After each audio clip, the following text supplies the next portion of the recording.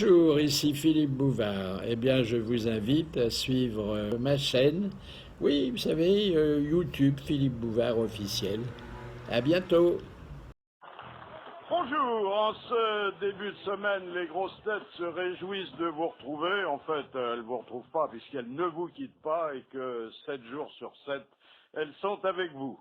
On se bouscule pour être à ses côtés car alors on paraît sobre et mieux élevé. Jean-Jacques Perroni, bravo.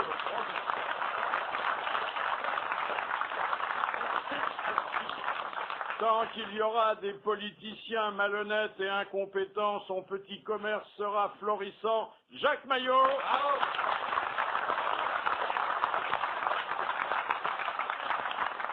Quand il faut épingler l'arbitre, il ne se déballonne jamais. Thierry Roland.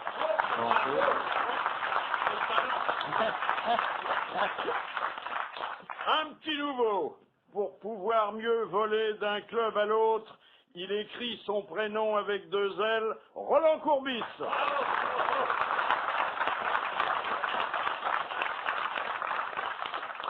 Il a déjà quitté la voile pour le moteur, mais pas encore les filles pour les garçons. Olivier de Kersauzon.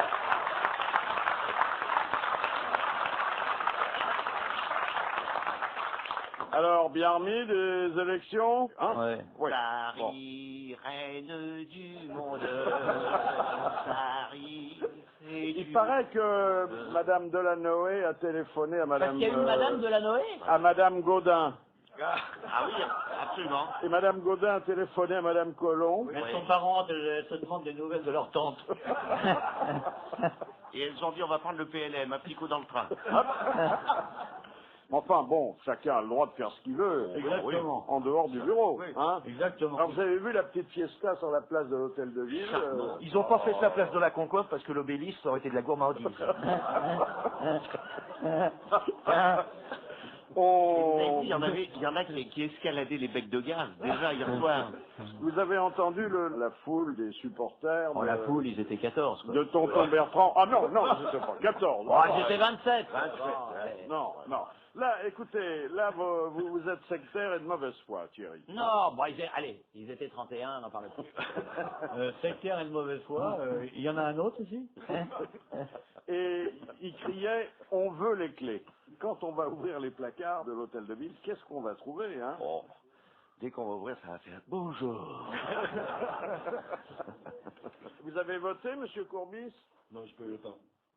Ben, en plus, comme vous changez de ville tous les 2 ans, vous n'avez pas le temps de vous inscrire. Non, mais c'est pas facile. En plus, sincèrement, je sais pas vraiment pour qui je pourrais voter parce que quand je les écoute à la télé, je trouve qu'ils ont toutes raison. Donc, c'est vraiment difficile.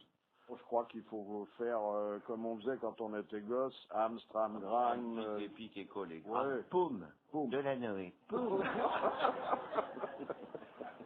Vous avez vu que les ministres de la culture l'ont eu dans le vase, hein. Strootman, Lang, C'est vrai, hein? c'est marrant ça. Sauf Douce, qui était aussi un ancien ministre oui. de la Ah culture. oui, c'est vrai. Oui. Ah oui, je ne Ah oui. savais pas, mais il a été ministre, oui. Ils ont voulu lui casser la gueule? C'est ça la démocratie. Oh. Ouais, bon, parce qu'il a gagné, il n'a pas le droit de gagner. Pourquoi qu'il a gagné? En comprends plus, pas. c'est un trouillard. Bah, voilà, C'est un trouillard, hein. Non, arrête, il n'a pas tombé la chemise. Pourquoi vous montez pas un groupe de rap tous les 3, là? Oui, bon, parce qu'on n'a pas le temps, on fait des études. Oh, moi, je vais bientôt avoir mon diplôme de cadenas. Après, je passe mon diplôme de verrou. C'est quelque chose à Thierry que moi j'ai appris par les gazettes, mais qui est extrêmement flatteur. À moi? Oui, au match France-Allemagne, il y avait un tas de jeunes filles, Ah oui. de jeunes femmes, qui brandissaient des pancartes où il y avait inscrit « Thierry Roland, veux-tu m'épouser » Ouais. Ah, c'est des travelots qu'on fait ça. Ouais, non. Arrête, c'est pas une gonzesse normale, elle voudrait épouser ça, tu veux. Ouais, ils nous font des petites banderoles, oui, de temps en temps. Non, Mais c'est une- pas uniquement pour moi, pour Jean-Mimi aussi. Hein. Mais c'est souvent que ça vous arrive, ça? Ah oui, hein, pratiquement à chaque match au Stade de France. Est-ce que ça va plus loin que la proposition écrite, hein? Ah non, parce que... Non, mais le soir, en rentrant à votre Non, non. hôtel, vous laissez la Non, porte non, de la non, chambre ouverte, on non? a regardé qui est-ce qui tenait les banderoles, là, celle-là précisément, et avec des mecs. Ah, C'est d'accord. ce que je disais depuis le début. Oui, c'est ça. Tu peux te prostituer là-bas, ça te fera de l'argent de poche. Est-ce qu'ils sont persuadés que toi et Jean-Mimi, il y a une petite... Oh, je pense pas, non. Non, il vaut mieux pas, parce que s'ils se font pas attraper par Jean-Mimi, ils vont être surpris. Hein. Je te le dis. Moi, j'aime bien Jean-Mimi, mais souvent, il y a des longueurs. Hein. Ah oui, oui. Il y a des longueurs et des largeurs, les deux. Ah oui, hein. Ah oui, c'est un démonte-pneu d'éléphant. Ouais. Un démonte-pneu d'éléphant. Ah ouais. Mais quelles sont ces mensurations? Mieux que Rocco Siffredi? Ah, ça va pas être tout à fait le même genre. Lui, c'est plutôt saucisson de Lyon, là. Oh Jean-Mimi? Ouais. Il veut nous faire voir que le petit mec qu'on voit à côté de lui, c'est le bout de...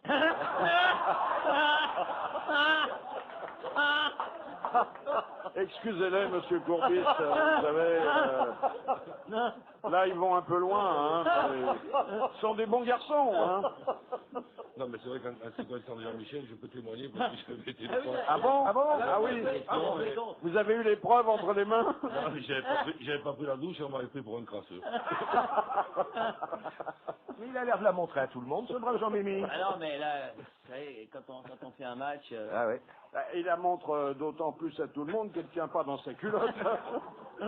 Première citation, parce qu'on est quand même un peu culturel. C'est Madame Douvin qui propose cette fière devise dont je vous demande d'identifier l'auteur, qui a dit « Ne la sors pas sans raison, ne la rentre pas sans honneur ». C'est une devise, hein, c'est pas une formule. Il parlait de quoi? Eh bien, Une bannière. non, Bah, là, son épée. C'est Roland? son épée, exactement, c'est donc la devise des... Des chevaliers. Non, mais Les mousquetaires. d'une façon plus moderne et plus sportive, Des escrimeurs. des escrimes. Voilà. C'est une bonne réponse d'Olivier de Kersauzon. Et merci à Thierry Roland. Donc, la devise est celle-ci. Ne la sors pas sans raison, ne la rentre pas sans honneur. On pourrait même extrapoler ça à... Ah oui, pour Jean-Mimi. Ne la sors pas sans... Par exemple. Bon, vous avez vu la dernière performance de notre ami Laurent Fabius. Tiens, on l'a pas vu avec sa Non. belle cravate Non, hier, mais hein. c'est pas... Il a dû la tâcher, il n'a pas pu revenir. Mais hein. ça craint le bleu vif. Ah comme oui, ça. ah oui. Je comprends Mais pas. il a quand même trouvé un dispositif tout à fait extraordinaire, puisque l'essence va augmenter alors que le pétrole baisse. Oui, il est formidable. C'est Ah. là où on voit que c'est un la énarque. qualité. Il n'y a que les énarques pour trouver des systèmes comme ça. Si, tout à fait. C'est-à-dire qu'il avait imaginé un système, bon, qui était extrêmement favorable aux consommateurs, puisque quand les cours de l'OPEP s'envolaient, le prix de l'essence demeurait stable. Ouais. Mais, manque de peau, il baisse les cours. Hein. Ah ouais, ben oui, Voilà. c'est Non, pour ça il faut c'est continuer à les- vivre, monsieur Les Beauvoir. cours ne baissent pas, c'est pas ça. Il faut regarder la réalité économique, Philippe. Actuellement, l'OPEP a décidé de diminuer la production. Donc, autrement dit, le cours va monter. C'est pour faire monter le cours qu'il diminue la production. Donc, comme le cours va monter, le gouvernement anticipe. Moi, dès que je baisse la production, ça monte. Les grosses têtes jusqu'à 18h. Philippe Bouvard et à ses côtés aujourd'hui Thierry Roland, Olivier de Kersauzon, Roland Courbis, Jean-Jacques Perroni et Jacques Maillot. Vous ne m'en voudrez pas, Roland Courbis et vous, Thierry Roland, de cette deuxième citation. C'est vrai que je l'ai choisie, mais monsieur Cantarbian nous l'avait fait parvenir via Internet, qui a dit « Le sport et la politique sont les deux domaines où les imbéciles peuvent se surpasser. Des proches » Non, Ça serait pas De Gaulle, ça? Non, non, non. C'est quelqu'un de mort? c'est quelqu'un qui vit toujours. Qui vit toujours. Plutôt sport, plutôt politique, plutôt... C'est pas un homme politique, mais Un homme de lettres? il lui arrive d'écrire, et il écrit aussi bien qu'il dessine. Volinsky? Volinsky. Très bonne réponse de Thierry Roland. Il a dit ça. Il a dit ça. Ça vous choque? Prochain coup que je le vois, parce que c'est un fumeur de cigares. Alors Oui. on se voit de temps en temps, on fume le cigare ensemble. Prochain coup que je vais le voir, lui, il c'est pas gentil. Vous arrivez à voir un fumeur de cigares en exercice vous arrivez à distinguer C'est-à-dire ces que traits quand tout le monde allume le sien en même temps, ça fait de la fumée. Et tu te trompes pas avec le truc à Jean-Mimi? Non, non, non. J'ai en ligne notre ami Jacques Séguéla, publicitaire engagé d'abord par les plus grandes compagnies de sa spécialité, et puis ensuite engagé dans des combats dont il est le héros, et généralement... Les combats, c'est une naine? Non, non, mais non. Dites pas ça, c'est un de nos anciens confrères qui a merveilleusement réussi dans la publicité et qui essaie de partager ses recettes de réussite en publiant un guide des métiers de demain. Jacques Séguéla, bonjour. Bonjour Philippe. C'est un nouveau livre, mais celui-là ne ressemble pas aux autres parce que ce sont des interviews que vous avez faites. Et là, vous êtes retourné aux sources vives du journalisme. Vous avez interviewé des gens qui ont bien réussi et vous leur avez demandé, dans le fond, leurs recettes et en même temps leurs conseils pour des jeunes qui seraient tentés par leur métier. Oui, c'est un livre un peu en 4 parties. La première partie est sociologique. Je me suis aperçu que la publicité dépensait des dizaines de millions par an pour scruter l'avenir et pour vendre des voitures et des bières, et que ça peut peut-être servir aux jeunes pour savoir quels étaient les vrais secteurs qui demain apporteront le plus de réussite possible. Puis la deuxième partie, c'est justement d'aller voir les grands témoins, les grands patrons, les grands sportifs qui ont réussi et qui donnent à la fois leurs petits secrets de réussite et qui expliquent leur cursus. Et puis il y a une troisième partie qui est faite par l'étudiant, qui sont les grands spécialistes de ça, qui donnent toutes les clés d'entrée pour les jeunes vers ces métiers de demain. Et la dernière partie est un site, c'est le premier livre web, qui permet sur le net d'aller beaucoup plus loin, de personnaliser sa recherche. Attendez, faisons le détail et entrons dans les cas particuliers, comme vous avez eu d'ailleurs l'astuce de le faire dans votre bouquin. Un des métiers que vous conseillez, c'est celui de président-directeur général de Vivendi, puisque vous avez fait parler Jean-Marie Messier. Ça doit être dur, ça. Oui. Non, qui est un garçon qui a réussi, nonobstant l'état de ses chaussettes, mais bon. Alors, vous en avez tiré là une phrase de René Char, qui lui sert de devise.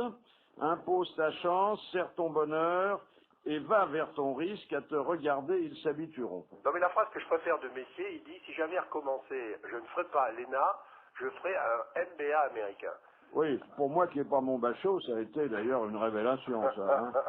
Dites-moi, merci d'avoir parlé d'une de nos grosses têtes, puisqu'il y a un chapitre consacré à Jacques Maillot. Absolument. Mais c'est peut-être pas celui-là. C'est pas celui-là. C'est le Jacques Maillot de Tourisme sans frontières. Oui, c'est lui qui a créé Nouvelle Frontière. Nouvelle Frontière, oui.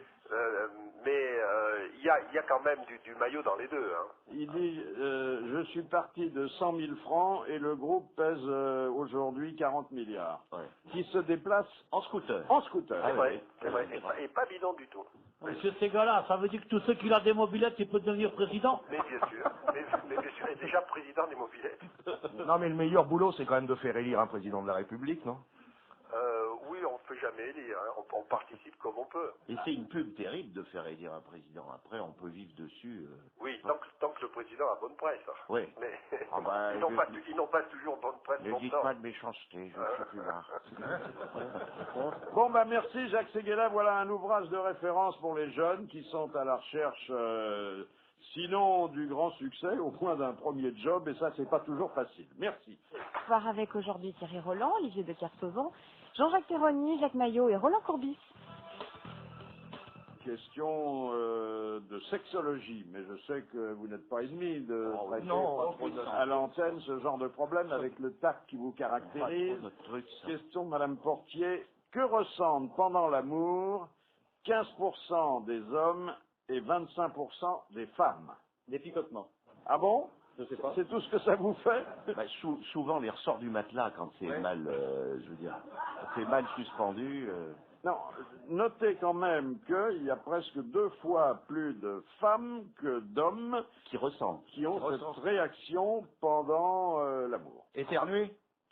Il paraît que c'est l'orgasme du pauvre, l'éternuement. Ouais.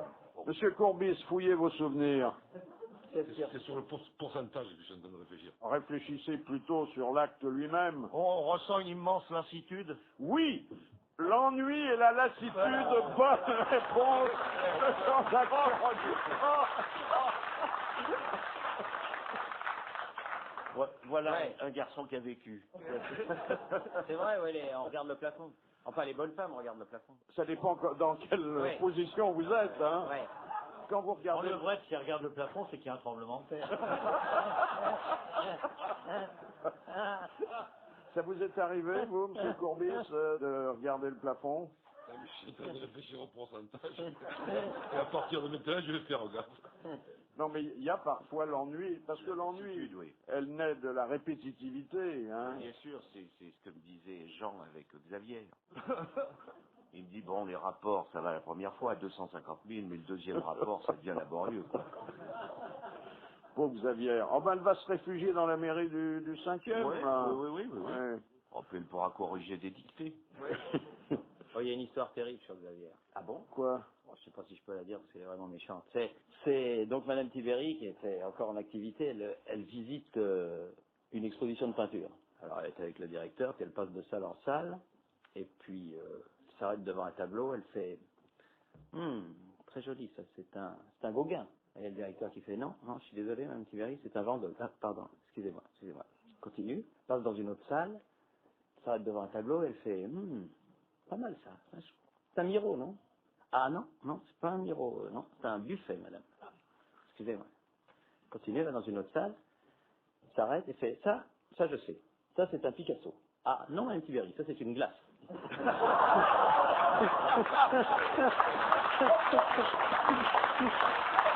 Bon.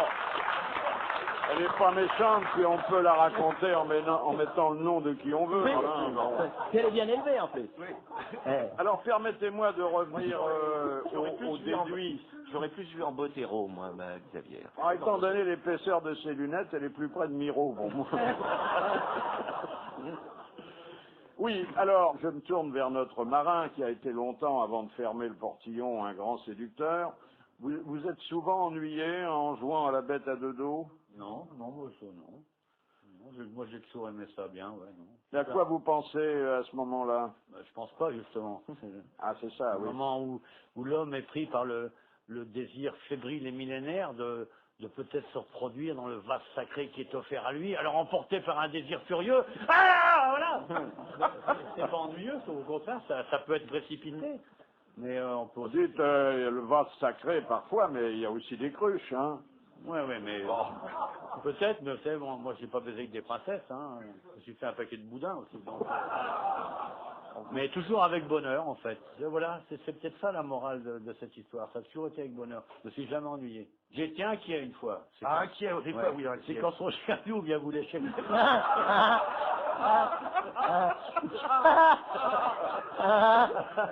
Ça angoisse un peu. Mais peut-être que sur le plan de la conversation, ça laisse à désirer. Oui, vous savez, on couche pas avec le dictionnaire Larousse. On est quand même pas là pour faire une thèse. C'est une grosse vie. Vous avez une vue extrêmement réductrice de l'amour, Monsieur Perroni. C'est pas de l'amour, je vous dis. On dit faire l'amour quand même. Ouais, mais on dit aussi casse-toi.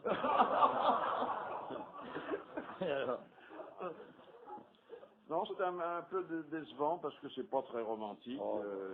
Non, mais ce que dit Olivier, c'est vrai, le clébard, faut faire très attention. Parce que il y en a de plus en plus qui ont des clébards, c'est vrai. Donc moi, j'ai toujours une boîte de croquettes avec moi. Et je distribue avant, comme ça, après, t'es clébard. Ah, parlons un petit peu de notre nouveau camarade Roland Courbis. Parlons un peu de foot, ce qui nous arrive pas tous les jours, mais Ah non, bon. ça c'est sûr. Non. Ça c'est sûr. Heureusement, hein, parce que vraiment. Vous savez pourquoi, Thierry, on ne parle pas de foot quand vous êtes là? Non. Eh ben parce que vous venez ici pour vous changer les idées. Alors, je lis dans une dépêche de l'AFP qui tombe opportunément que vous n'êtes pas certain de poursuivre votre carrière d'entraîneur, hein? Bon, mais bon, ça, je me suis déjà exprimé. D'ailleurs, c'est peut-être la coïncidence qui fait que j'ai le plaisir d'être avec vous. Donc, puisque quand j'ai terminé, je trouvais que dans le métier, on devenait de plus en plus des foules et des pitres. Et quand on m'a demandé la raison pour laquelle, c'est vrai que même moi, je n'avais pas compris pourquoi on m'avait invité. Et sans fausse modestie, j'ai dit, ben, c'est peut-être parce que j'ai déclaré ça. Donc, il a dit, tiens, ça peut être Non, mais vous dites aussi, entraîneur a toujours été un métier fragile, mais là, c'est devenu impossible. Mais fais-toi une piqûre d'hormones, tu deviendras entraîneuse.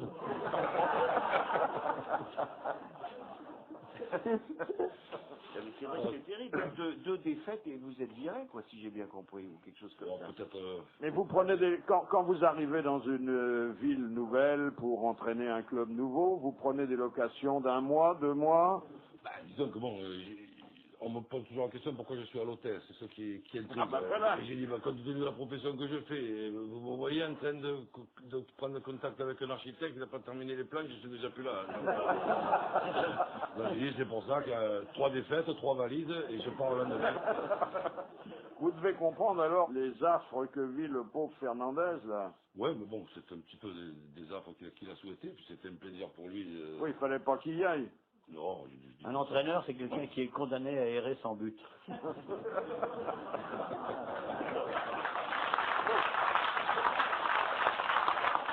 Vous avez vu comment on écrit maintenant le nom du président du PSG? Perpère, P-E-R-D, P-E-R-D. Ça, c'est sûr qu'il aurait mieux valu qu'il s'appelle Gagne-Gagne, quoi. Et c'est sûr que les contre-performances du Paris Saint-Germain, c'est ce qui doit faire monter le prix de l'immobilier à Paris.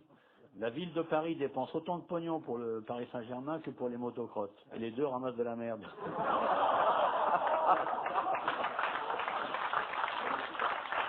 Voilà une belle formule à l'emporte-pièce, hein? Non, moi je pense qu'astucieusement ils sont en train de préparer la saison prochaine. Ben, mieux vaut les juger sur la saison prochaine que pour celle-ci, c'est moins dangereux, hein.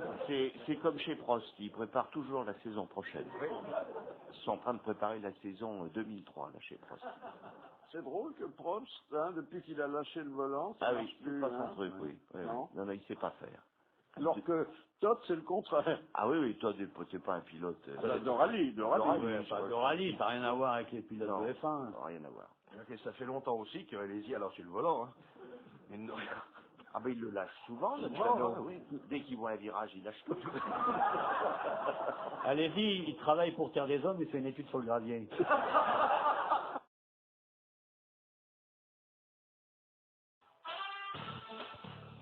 Le retour des grosses têtes jusqu'à 18h sur RTL. Philippe Bouvard avec aujourd'hui Jacques Maillot, Jean-Jacques Perroni, Roland Courbis, Olivier de Kersauzon et Thierry Roland. Alors revenons au foot, vous savez que c'est un sujet qui me passionne. Ouais, évidemment, quand on a une tête de ballon. On peut dire dedans. Oh, c'est une plaisanterie, mon Ah fils. oui, Mais vous êtes vachement beau mec, et oh. Moi, je vois tous les gonzesses qui vous écoutez, courent après. je suis l'homme que vous serez peut-être pas dans 20 ans. Hein? Je remercie le Seigneur.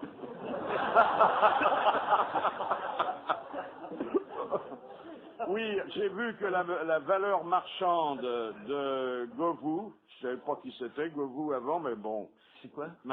C'est un joueur qui vaut plus de 100 millions de francs. Il est jeune, en plus. Mais il n'y a pas de très vieux joueurs, non? Si, il y en a qui ont dépassé la trentaine. Là. Bah, 30 ans. Ah ben, en football, quand vous arrivez vers 33, 34 ans, déjà, ça commence à... Oui. Mais ce qui est bien dans le football, c'est que le joueur suit et le commentateur dure. Que Thierry Roland, il commentait déjà sous le maréchal Pétain. Il aura quand même fait une sacrée carrière de Pétain, de la Noé, quel voyage. Oui, mais qu'est-ce que ça vous inspire, Roland Courbis, que ça atteigne des prix comme ça? Disons que bon, on ne peut pas en plus fixer de prix, puisque ça dépend de l'offre qu'il y aura. Ah bah oui, c'est la loi du marché, oui. Que vous puissiez valoir aujourd'hui 100 millions de francs, peut-être que même le président de Lyon n'est pas content de ce prix, et s'il devait le transférer, il le transférerait plus. Et qu'est-ce qui touche le joueur quand il y a un transfert comme ça? Sur le transfert lui-même, il touche rien. La discussion après pour le joueur, c'est à côté. Ah oui, mais il n'a pas un pourcentage sur sa propre valeur. Il peut. Ouais, c'est la misère. Ouais, C'est pas. faut qu'il soit libre. Au Resto du Cœur, on voit des joueurs de foot célèbres, il n'y a que ça. C'est la Enfin, misère, le on les football. voit pas, ils sont à l'intérieur et devant le resto, il y a leur Ferrari. Ouais, ouais. Mais alors cet argent des transferts, il va où là? Il va De club à club. Ah, de club à club. Ah, ouais. C'est d'ailleurs pour ça que quand il était question de supprimer les transferts, c'était le club. Voilà, on en parle, qu'il y aura plus de sommes exorbitantes comme ça. Et surtout que on pourra plus se balader d'un club à l'autre de la même façon, hein. Ah, j'essaie de transformer un petit peu tout ça, mais dernièrement, on a discuté avec des amis, le football français a peur des transferts parce qu'il y a eu 400 millions de francs qui ont été versés pour l'achat de Figo.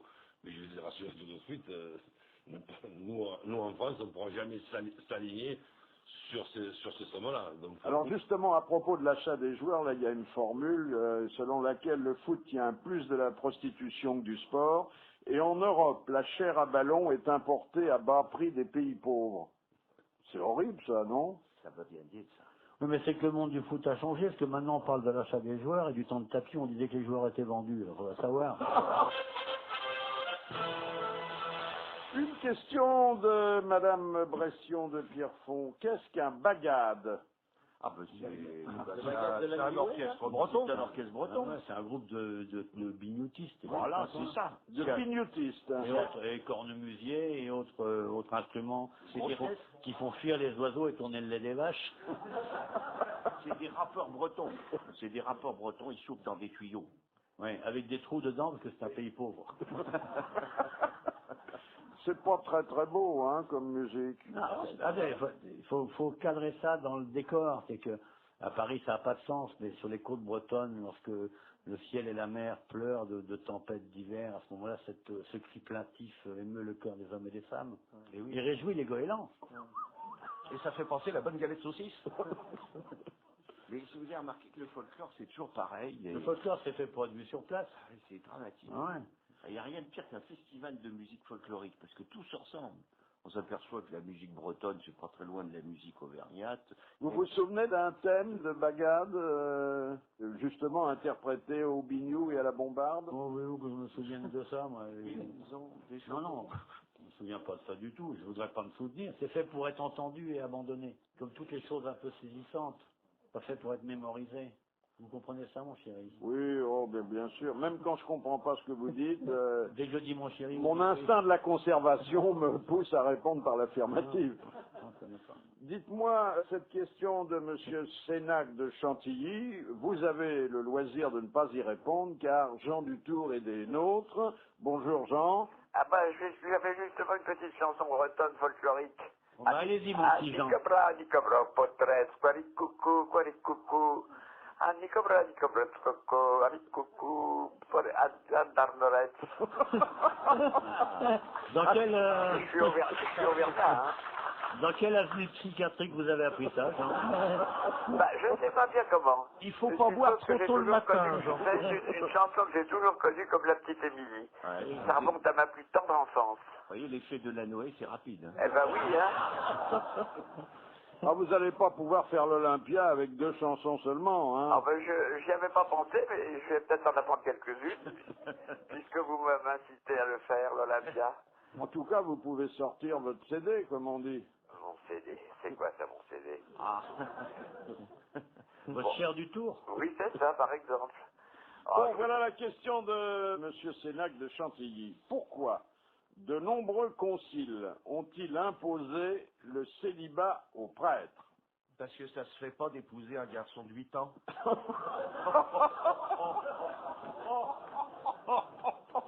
Je sais pas, je cherche. Tu peux nous le bisser, ça? Oui. Monsieur Perroni, on rit, mais c'est nerveux. Bien sûr, bien sûr. C'est pas toujours nerveux.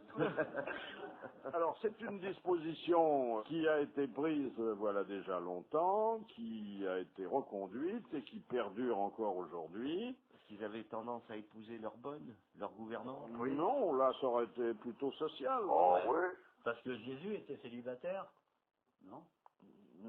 Oui, mais Jésus, il n'a pas eu le temps de se marier, hein. Il avait beaucoup à faire et puis il a disparu. Non, parce que dans la religion catholique, ils sont célibataires. Dieu est célibataire, Jésus était célibataire. Ouais. C'est un monde de célibataires quand même.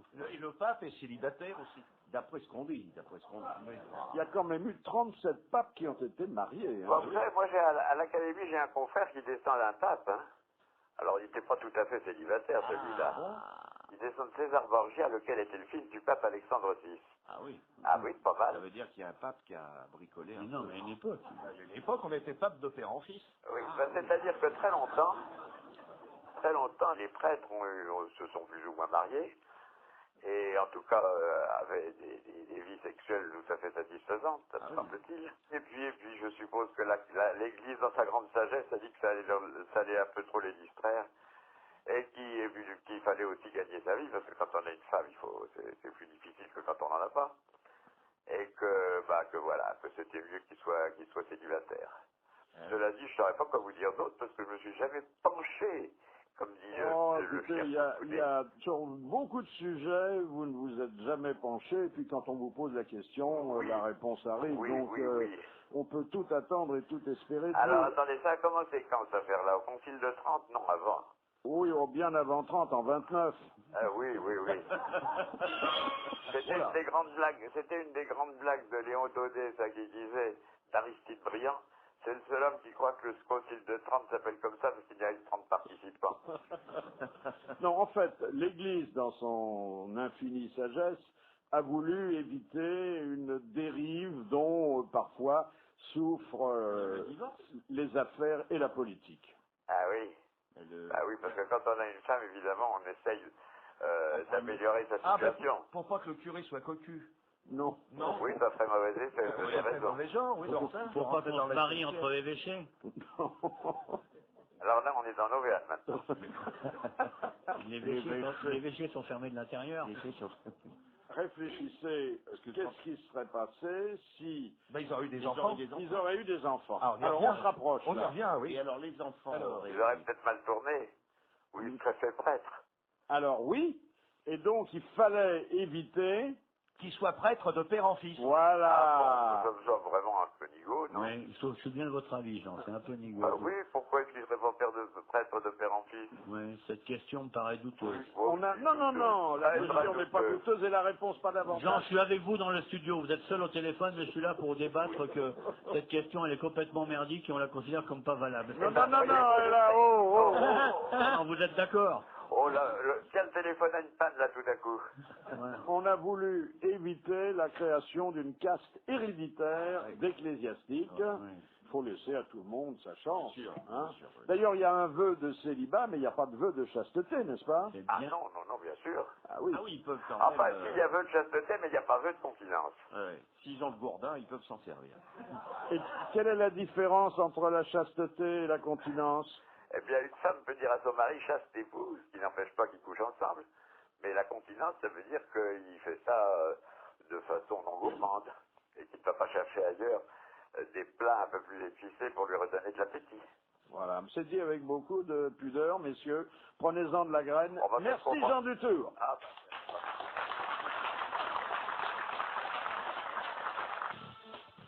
Les grosses têtes avec aujourd'hui Thierry Roland, Olivier de Kersauzon, Roland Courbis, Jean-Jacques Perroni, Jacques Maillot et Philippe Bouvard. Lionel Jospin a donné une grande interview à Marie-Claire. Bon. Ouais. Alors bon. Ouais. Il explique comment il fait ses robes lui-même. Il donne sa marque de crème de jour, tout ça. Et comment il se torche avec les patrons? Non. Non, en fait, c'est pas ça. Il parle des femmes, évidemment, puisque Marie-Claire est un journal pour les femmes. On lui parle de sa femme, et il dit elle n'est pas dépendante de moi du tout. Non, comme M. Jospin, Mme Jospin. Il dit je pense même que si j'étais un peu trop dans ses pattes, ça l'embarrasserait. Être entre ses pattes. C'est pas très élégant. Non, c'est pas galant. Hein. Il fait vulgaire, là, d'un seul coup, le Lionel. Il parle de sa maman, qui est toujours en vie et qui était candidate d'ailleurs aux dernières élections. Elle a gagné? Ah, la famille Jospin, elle est montée au filet, puisqu'il y avait le frère Maurice, dit Mowgli, qui était candidat. Il y avait la maman, qui était aussi candidate.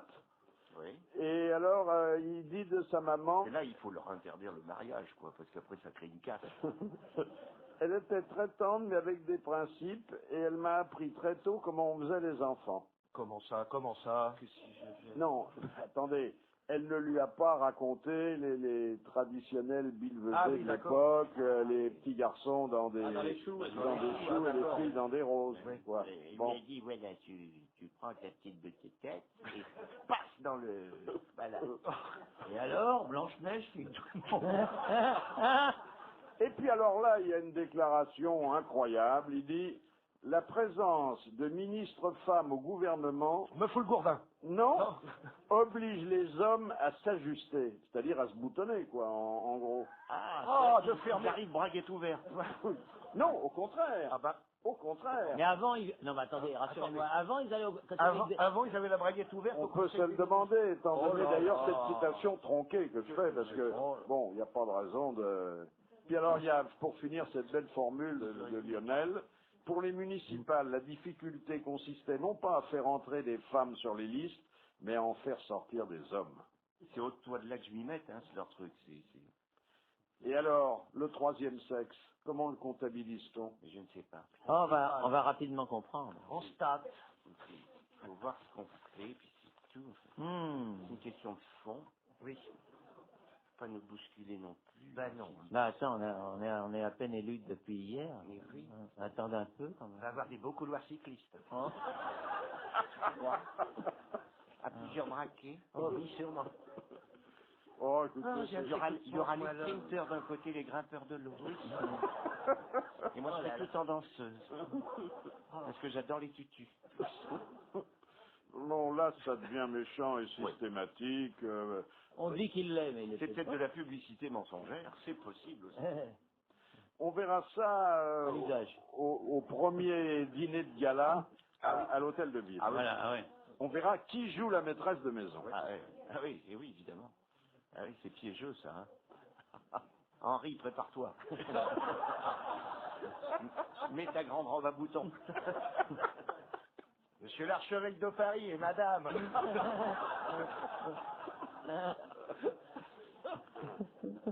Alors, une bonne nouvelle, Gérard Jugnot va nous revenir dans quelques jours. Ah, très bien. Oui.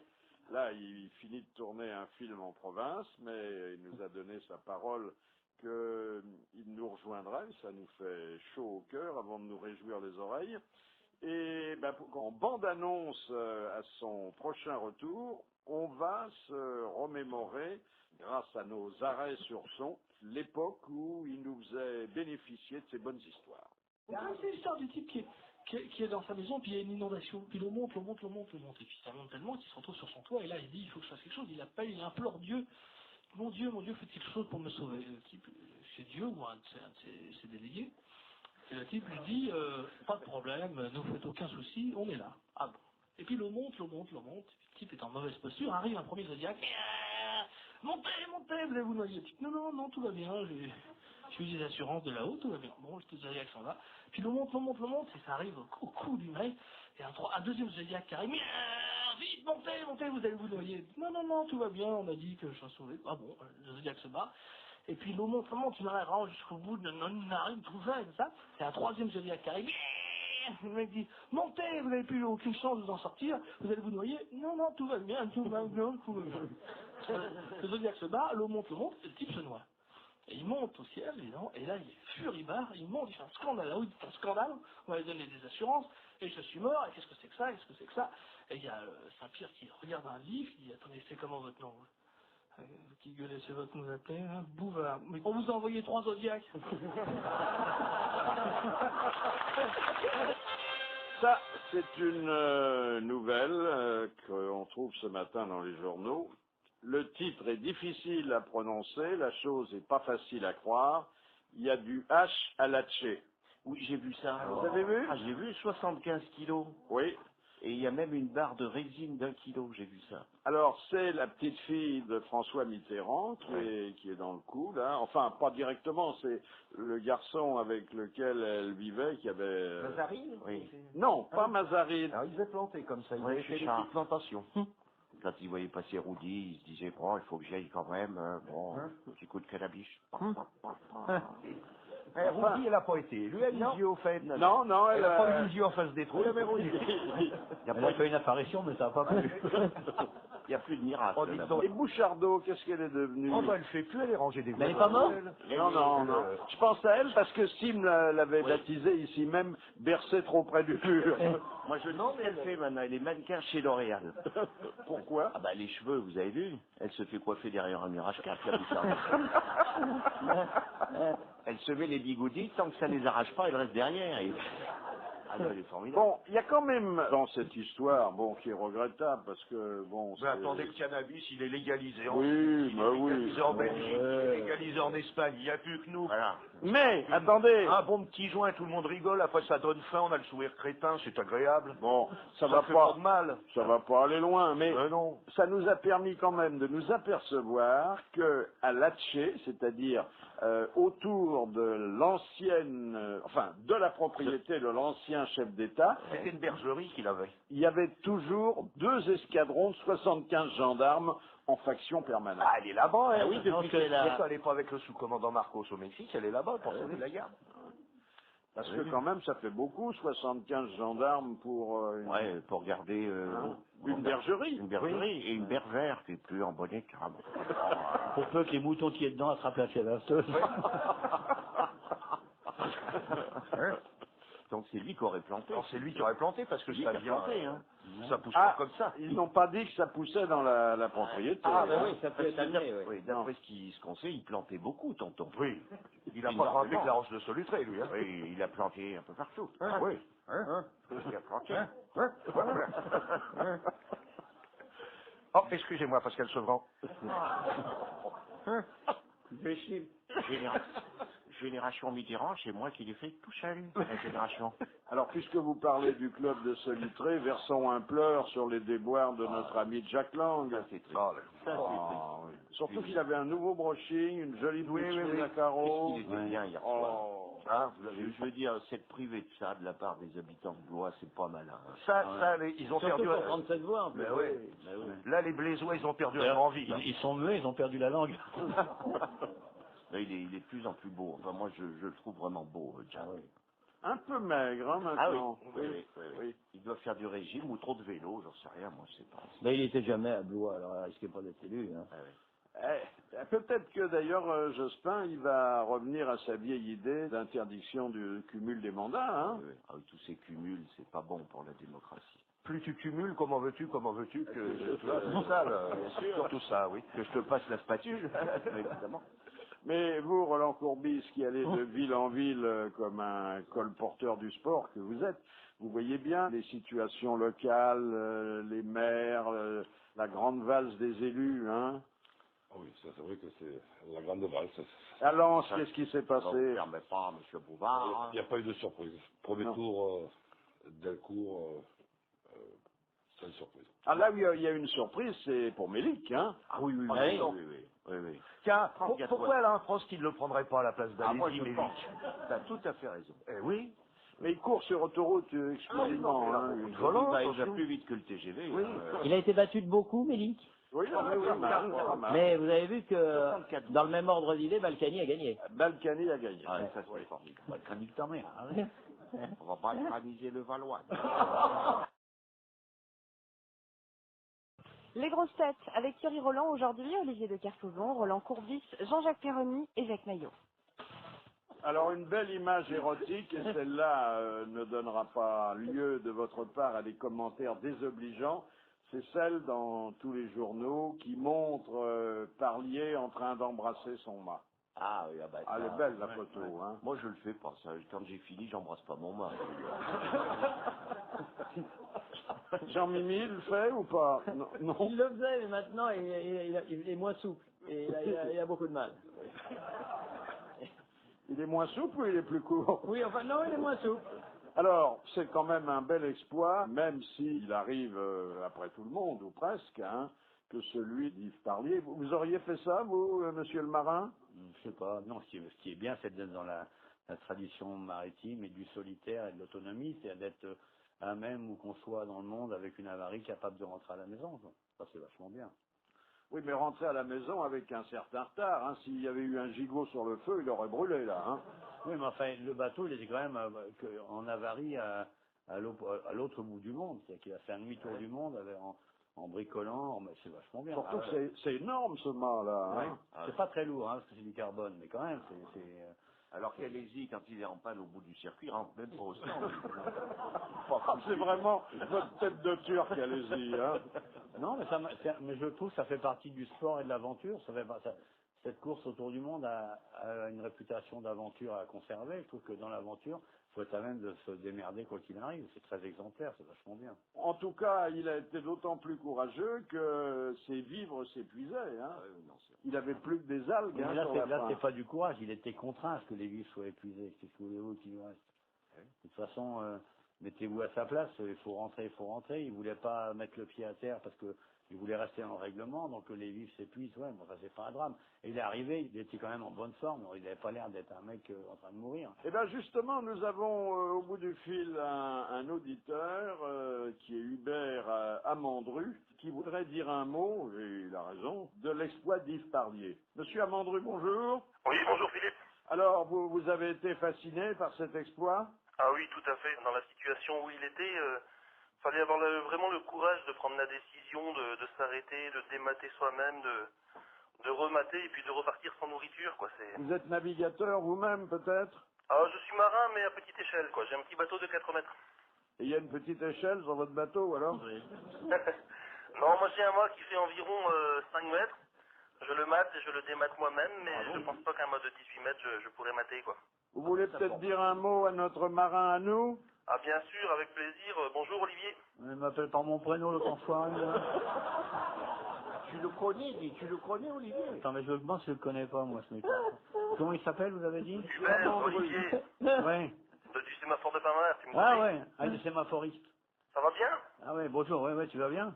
Bah impeccable, moi je voulais te féliciter pour ton nouveau projet, là, par se repartir avec un 34 mètres, là, ça va être de la belle navigation, certainement.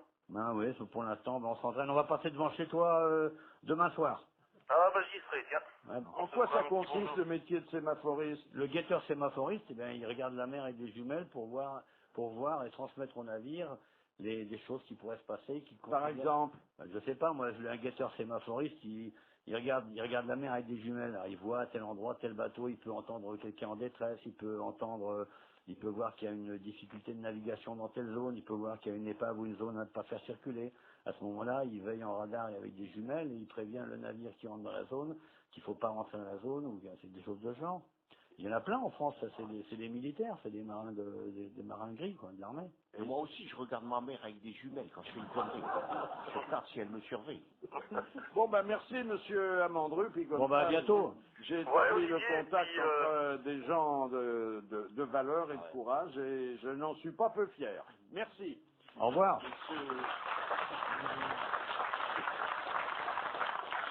Ce Parlier, là, s'il est capable de réparer en route, faut le nommer amiral sur le Charles de Gaulle.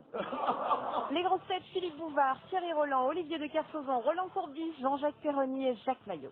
Bon, permettez-moi de vous ramener à une époque révolue où il n'était pas encore question de démocratie, de république. Et monsieur Bresson de Pierrefonds vous demande pourquoi Diane de Poitiers fit-elle construire les fameuses galeries du château de Chenonceau au-dessus de l'eau? Pour pouvoir pêcher de sa fenêtre? Oui, pour pouvoir pêcher de sa fenêtre. Ah oui. Bonne réponse. Il fallait dire n'importe quoi et c'était la bonne réponse, bravo. Jean-Jacques est un pragmatique, alors. Bah oui, ça doit être agréable du reste de pêcher d'une fenêtre. Moi je me suis toujours demandé si les gars le faisaient. C'est marrant comme ça. Ah oui, tu ouvres la fenêtre, tiens, j'ai mouillé le bouchon, c'est marrant. Quoi. Bon, vous savez que la Dacia de l'espace, comme l'ont surnommé les Russes, est en train d'amorcer sa descente vers nous. On pourrait la prendre sur la gueule. C'est pas impossible. Encore que, bon, il y ait beaucoup plus de chances statistiquement pour qu'elle tombe dans l'océan. Oui, d'accord, mais enfin, s'ils sont un peu gourés dans les calculs, les Australiens vont la prendre en pleine tronche. C'est la fin de Mire et j'ai voulu savoir si ça ne portait pas un coup aux produits détergents qui affichent cette marque.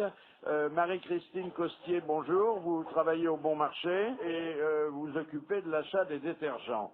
Oui. Alors, est-ce que la fin de Mire est un coup dur pour certains produits qui figurent sur vos éventaires? Oui. Et la société Mire nous procure toujours ces produits? Ah ben oui. Pour le moment. Oui, mais ça risque d'arrêter parce que vous savez que la station Mire s'arrête, donc à mon avis, ça serait pas étonnant que dans les jours à venir ou peut-être les semaines, dépend des livraisons, sûrement que vous n'ayez plus le produit, mademoiselle. Il va vous rester que du canard blessé à la place. C'est une histoire belge, je Parce crois. qu'avec le canard WC, vous Donc pouvez... normalement, Mire continue toujours, il n'y a pas de problème. On ne pourra plus aller derrière, dessous la cuvette pour enlever le sac. Excusez-les. Hein. Non, en fait, on voulait voir s'il n'y avait pas S'il n'y avait pas d'incidence du mire dans le WC. d'une mesure prise par les Russes sur le commerce français. Vous nous avez rassurés et le mire-vaisselle s'en tire bien, lui aussi. Oui, oui. Est-ce que monsieur Propre est toujours à sa fenêtre, s'il vous plaît, madame? Parce que c'est un homme, il est souvent à sa fenêtre, monsieur Propre. Vous avez remarqué comme ça, toujours il fait un peu la gueule. Oui. Parce qu'il faut quand même remarquer que les détergents avaient choisi cette marque avant que les Russes baptisent... Le mire, c'est connu depuis les rois mages. Ils sont arrivés à la crèche avec l'ensemble de mire. En disant, bah tiens, comme ça, tu vas pouvoir faire la vaisselle pendant que le petit Joseph, tu fais la vaisselle pendant qu'elle se remet de sa couche. Et avec Myrlène, il nettoyait les moutons, n'est-ce pas? Est-ce que vous faites vous-même votre toilette avec du mire? Oh, excusez-moi, on a été peut-être un peu plus loin que j'escomptais en choisissant d'ailleurs cette démarche complètement farfelue. C'est cette dame qui avait mis Mire sur orbite, si je comprends bien. Voilà. Merci, en tout cas, vous avez pris avec beaucoup d'humour, ce qui, Dieu merci, nous sommes rassurés, ne constitue pas un drame commercial. Il n'y a pas de problème. Alors, en attendant le Concorde, la RATP présente le tapis roulant le plus rapide du monde. Attends, faut pas qu'elle y conduise. Hein. Mais j'espère que la vitesse est limitée, parce que... Eh bien, ça peut atteindre 15 km à l'heure. Il va y avoir des gars qui vont dégueuler. Ouais. Vous allez voir, être malade, ça va dégueuler sur le machin. Jean-Claude Guessot ne laissera pas faire ça. Un tapis roulant qui marche à 15 km à l'heure, c'est très dangereux. C'est l'allure d'un... C'est l'allure finale. C'est la vitesse commerciale d'un bus à Paris. Ah ouais. Et on va pouvoir doubler les bus. Non, parce que c'est dans le réseau souterrain. Attendez. Bon. C'est un tapis roulant qui d'ailleurs ne fait que 200 mètres de long et qui prend place dans le fameux couloir interminable de correspondance de la station Montparnasse Bienvenue. Ah oui, d'accord. Et est-ce qu'il va y avoir des bouches d'aération pour soulever les jupes des gonzesses? Comme à la foire du trône. Ouais. Ah, vous avez des machins je me souviens de ça. Oh là là. Ça, c'est magnifique. Comme Marilyn. Comme Marilyn, c'était sa plus célèbre photo. Hein. Alors le tapis roulant, il y a longtemps qu'on y pense, c'est un vieux rêve de l'homme et de la femme. C'est la parité, mon petit pote, c'est qu'à faire ce que tu dis. Mais on ne savait pas comment passer sans dommage de la vitesse de 3 km à l'heure à 11 km à l'heure. Il faut courir plus vite. Il faut faire des tapis roulants de différentes vitesses juste à poser. Voilà, exactement. Et parce qu'il ne faut pas déséquilibrer les piétons, non, pour autant. Voilà. Ni les piétonnes. Ni les piétonnes. Mais ça va être un bon moment. Hein. Vous vous rendez compte et on pourrait en faire d'ailleurs des tapis roulants dans les rues. Absolument. Ah oui. Ah oui, à la place des pistes cyclables. Ouais, comme ça, on verrait des merdes de chiens passer à 15 km/h. Oh, non. Tiens, un caniche. Un Doberman, un Doberman. On va faire des régates de crottes de chien. Et aux nouvelles scientifiques et médicales, alors... Ça nous passionne. Oui, surtout si c'est un peu cochon. Ouais. C'est pas cochon, mais enfin, bon, c'est au-dessous de la ceinture. Ah, bah voilà. De votre part, ça nous étonne pas. Voilà, au terme d'une étude menée par la Harvard Medical School de Chicago. Bien. Ça, vous avez fait de l'espagnol, s'il te plaît. Bien.